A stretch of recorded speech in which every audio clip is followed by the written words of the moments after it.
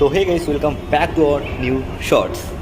বিশ্ব বাংলার গেটের সামনে থেকে ডাইরেক্ট সিধে নিচে নেমে এলাম।